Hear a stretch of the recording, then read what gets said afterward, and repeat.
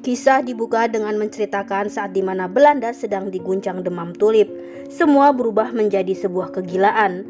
Orang-orang kaya maupun miskin berani menggadaikan harta untuk bisa bertransaksi membeli bibit bunga tulip dengan harapan nantinya dapat dijual kembali dengan harga yang lebih tinggi. Sophia, seorang gadis penghuni panti asuhan, terlihat berdiri menikmati pemandangan tepi pantai hari itu. Lalu seorang anak yang juga penghuni panti tampak berlari sambil memanggil Sophia. Rupanya hari itu adalah hari kepergian Sophia, sebab ia akan dipersunting saudagar kaya penjual rempah. Sebelum pergi oleh seorang biarawati pemimpin panti asuhan di sana yang bernama Suster Margaret, Sophia diberi sebuah wejangan, yaitu agar Sophia senantiasa hormat, patuh dan memberikan cinta kepada sang suami.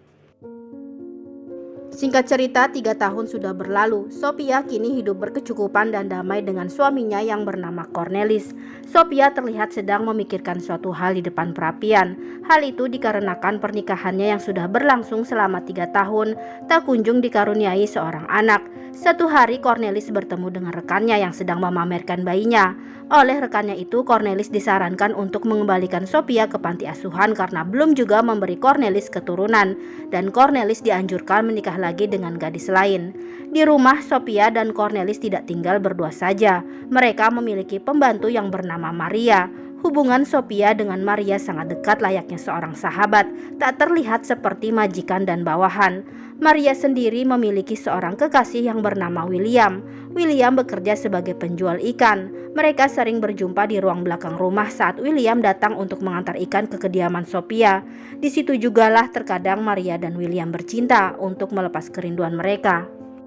Keesokan harinya sepulangnya berbelanja bersama Maria, Sophia pamit untuk pergi lagi ke rumah seorang dokter. Dokter tersebut bernama Dr. Sok. Sophia datang hendak berkonsultasi bagaimana caranya agar dokter tersebut bisa membuatnya cepat mengandung. Sophia melakukan semua ini demi bisa membalas jasa suaminya yang sudah begitu baik. Karena biar bagaimanapun, Cornelis lah yang telah mengeluarkan Sophia dari kemiskinan. Namun konyol, Dr. Sok mengira jika Sophia ingin Dr. Sok yang menghamilinya. Sophia pun lantas menampar dokter tersebut dan segera pergi dari sana. Pasangan suami istri Cornelis dan Sophia terus berdoa dan berusaha agar segera diberikan keturunan. Sampai akhirnya Cornelis pun pasrah lalu memutuskan untuk menyewa jasa seorang pelukis. Cornelis ingin ketika dia sudah mati, orang masih bisa mengenangnya melalui sebuah lukisan. Lihatlah pria tua beruntung itu, memiliki istri yang muda dan cantik, ucap Cornelis menirukan perkataan orang-orang saat melihat lukisannya bersama Sophia kelak. Seorang pelukis muda bernama Jan terlihat mendatangi rumah Cornelis. Jan begitu terpesona melihat kecantikan Sophia dengan gaun birunya.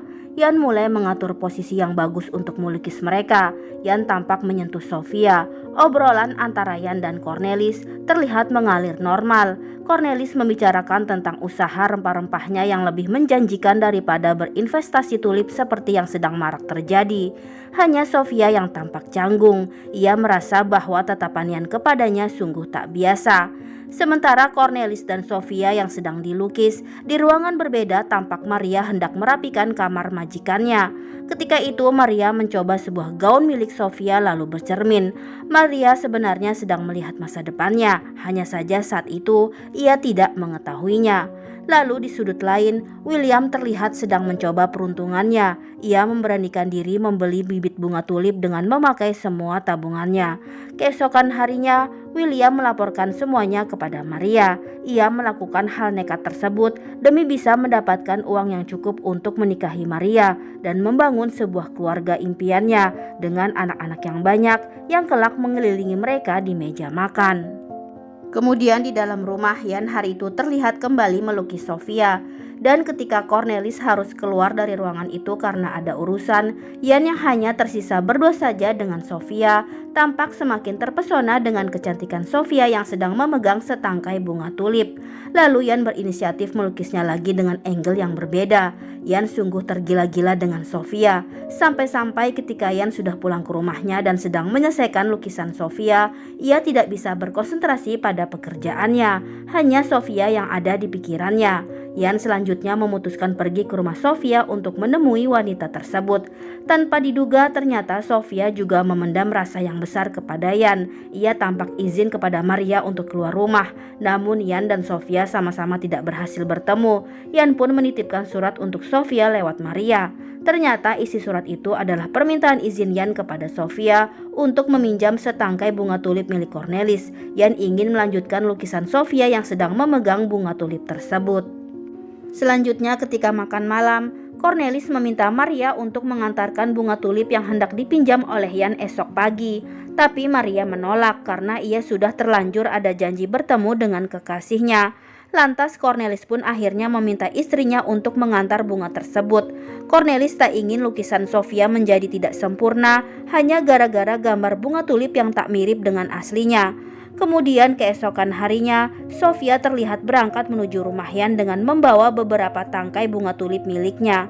Saat itu, Yan sendiri yang membukakan pintu untuk Sofia ketika istri Cornelis tersebut tiba. Tak ada basa-basi, Yan dan Sofia pun langsung berjumbu untuk mengungkapkan rasa cinta antara mereka berdua. Sejak hari itu, istri Cornelis itu selalu rutin untuk mengunjungi kekasihnya. Sofia dan Yan berselingkuh di belakang kebaikan Cornelis yang begitu besar kepada mereka. Sementara itu di tempat berbeda, terlihat William yang mendatangi gereja Saint Ursula sekaligus panti asuhan pimpinan Suster Margaret. Saint Ursula selama ini telah menjadi pemasok benih-benih bunga tulip yang dijual di bursa pelelangan tulip. Dan William datang untuk menengok satu paket benih tulip putih yang telah ia beli ketika di pelelangan tempo hari. Tampak benih tulip putih William telah bermekaran dan tanpa disangka-sangka, satu benih tulip putih milik William tumbuh menjadi tulip paling langka yang biasanya dijual dengan harga tinggi. Margaret menyarankan William untuk segera memotong tulip langka tersebut dan mengambil benihnya untuk dijual ke pelelangan. Saat malam, diam-diam William meletakkan setangkai tulip langka tersebut di jendela Maria. Paginya Maria begitu bahagia mendapatkan kejutan dari William. Namun kebahagiaannya tiba-tiba sirna ketika ia mengetahui bahwa pengantar ikan hari itu bukanlah William. Tanpa sepengetahuan Maria, William ternyata telah menjual semua usaha ikannya kepada orang lain. Selanjutnya tampak Cornelis yang malam itu mengajak Sofia untuk bermain kartu di rumah sahabatnya. Namun dengan alasan kurang sehat, Sofia menolak ajakan suaminya. Akhirnya Cornelis pun berjanji akan pulang sebelum lonceng tengah malam berbunyi. Sementara itu di sudut lain, yaitu di tempat pelelangan tulip, William berhasil menjual bibit tulip langkanya dengan harga yang sangat tinggi. Dengan modal 18 golden, William kini berhasil meraup keuntungan mencapai 950 golden. Tak sabar William ingin segera menemui Maria dengan membawa kabar gembira tersebut. Lalu di kediaman Tuan Cornelis, tampak Sofia yang terburu-buru pergi untuk ke rumah Yan. Diam-diam Sofia meminjam jubah milik Maria yang sedang lelap tertidur saat itu. William yang sudah dekat dengan rumah Cornelis akhirnya mengira Sofia yang sedang memakai jubah itu adalah Maria. William pun mengikutinya, dan betapa hancurnya hati William ketika dia mengira Maria telah berselingkuh darinya. Kemudian ketika menjelang tengah malam, terlihat Sofia yang tergesa-gesa berlari menuju rumahnya. Sofia harus tiba sebelum Cornelis sampai di rumah. Dan di tempat berbeda, tampak William yang mabuk di sebuah bar. Dan sialnya di sana uang hasil penjualan tulipnya telah dirampok oleh seorang pelacur. William yang menyadari telah kehilangan uangnya, lantas mengamuk di dalam bar. William yang masih sedikit mabuk lantas diangkut oleh sekelompok pria untuk dibawa ke sebuah kapal laut yang hendak berlayar ke seberang negeri. Beberapa hari setelah kepergian William, Maria kemudian menceritakan kepada Sofia bahwa William telah meninggalkannya tanpa kabar dan sekarang ia dalam kondisi mengandung anak William. Sofia lalu berjanji jika ia tidak akan memberitahu Cornelis tentang kehamilan Maria di luar nikah itu. Sofia tak ingin Cornelis mengusir Maria. Tanpa diduga, Maria dengan berani mengancam Sofia. Jika ia sampai terusir dari rumah itu, maka Maria akan melaporkan perihal perselingkuhan majikannya itu kepada Cornelis. Sofia terkejut bahwa Maria bisa mencium perselingkuhannya dengan Yan. Dan ketika Sofia menemui Yan, ia pun memberitahu tentang ancaman Maria. Hingga kemudian saat malam hari, tiba-tiba muncul sebuah rencana di kepala Sofia. Sofia memberitahu suaminya jika ia sedang dalam keadaan mengandung. Keesokan paginya kepada Maria, Sofia terlihat menyampaikan rencana besar yang telah disusunnya. Sebuah rencana yang akan menguntungkan Sofia dan juga Maria beserta bayinya. Sofia akan berpura-pura hamil dengan memasukkan bantal ke dalam bajunya. Sementara Maria harus sebisa mungkin menyembunyikan perut besarnya. Kelak Maria harus melahirkan bayinya di rumah Sofia. Dan Sofia akan mengajak Dr. Shock untuk bekerja sama mendukung rencana mereka. Rencana itu pun tak lupa Sofia sampaikan juga kepada Yan. Keesokan harinya awal drama pun mulai dijalankan. Dr. Shock datang untuk berpura-pura memeriksa kehamilan Sofia di depan Cornelis. Dr. Shock memerankan sandiwaranya dengan sangat baik. Ia meminta Cornelis untuk tidak berhubungan dulu dengan Sofia selama masa kehamilan hingga sang bayi lahir. Beberapa hari kemudian Cornelis tampak berpamitan pada Sofia. Ia akan pergi keluar kota selama beberapa minggu. Dan selama kepergian suaminya, Sofia terlihat makin leluasa bertemu dengan Yan. Beberapa bulan terus berlalu, perut buncit Maria pun semakin membesar. Sofia dengan baik hati membantu hampir semua pekerjaan Maria di rumah. Bahkan Sofia membelikan makanan-makanan yang Maria inginkan. Maria sendiri terkadang terlihat masih berharap akan kedatangan William. Maria tak bisa melupakan saat-saat bahagianya bersama William. Dan suatu hari tepat 9 bulan, Maria mengalami tanda-tanda akan melahirkan. Sofia meminta Cornelis untuk memanggil Dr. Shock. Beberapa jam telah dilewati Maria dan Sofia di dalam kamar dengan pintu tertutup. Dr. Shock melarang Cornelis untuk mendampingi Sofia.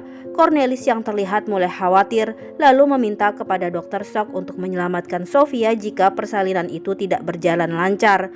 Tampak Sofia yang bersembunyi di balik pintu bisa mendengar permintaan suaminya tersebut.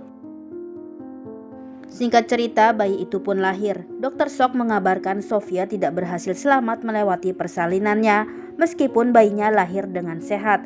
Cornelis tampak begitu terguncang mengetahui istri yang sangat dicintainya telah diambil Tuhan. Ia tampak marah kepada Dr. Shock yang tidak berhasil menyelamatkan Sofia. Terlihat air mata keluar dari sudut mata Sofia. Sofia sadar begitu besar cinta Cornelis kepadanya, tapi rencana sudah terlanjur berjalan.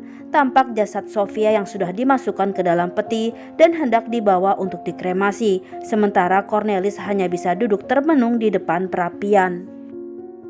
Selanjutnya terlihat Maria yang mengantarkan sang bayi kepada Cornelis. Dalam dekapannya, Cornelis lalu memberi nama Sofia pada bayi tersebut. Sementara itu di sudut berbeda, tampak Sofia yang sudah tiba di suatu tempat di mana Yan akan datang menjemputnya. Namun ketika itu, Sofia benar-benar menyesal. Ia menyadari telah melakukan sesuatu yang sangat buruk kepada Cornelis. Ia pun memilih pulang kembali kepada suaminya. Tapi setibanya Sofia di depan rumahnya, ia menatap Cornelis yang begitu sayang terhadap sang bayi, dan Sofia tak ingin merusak semua itu. Akhirnya Sofia tahu bahwa kini ia pun tak memiliki jalan untuk pulang. Beberapa saat kemudian terlihat William muncul dan sedang berjalan menuju rumah Tuan Cornelis. Ia hendak menemui Maria setelah sekian lama pergi. Ketika itu Maria yang baru saja selesai menyusui bayi Sofia tampak terkejut dengan kedatangan William. Maria begitu marah setelah tahu bahwa William selama ini pergi ke Afrika tanpa memberitahu dirinya. William saat itu berkata jika kedatangannya hendak meminta penjelasan Maria soal perselingkuhannya dengan Yan. Maria akhirnya mengerti kepergian William ternyata adalah karena kekasihnya itu telah salah paham kepadanya. Maria pun menjelaskan jika yang berselingkuh itu adalah majikannya, yaitu Sofia dengan sang pelukis. Maria lalu menunjukkan bayi Sofia kepada William. Maria mengatakan bahwa bayi Sofia adalah buah cinta mereka. Tanpa disangka, ternyata Cornelis sedang berdiri bersembunyi tak jauh dari tempat Maria dan William berbicara sedari tadi. Cornelis kini telah mengetahui semuanya. Kemudian Cornelis tampak menatap dengan lekat lukisan dirinya bersama Sofia. Ia lalu terlihat menulis selembar surat untuk Maria. Dalam suratnya, Cornelis akan menyerahkan rumahnya untuk ditempati oleh Maria dan William.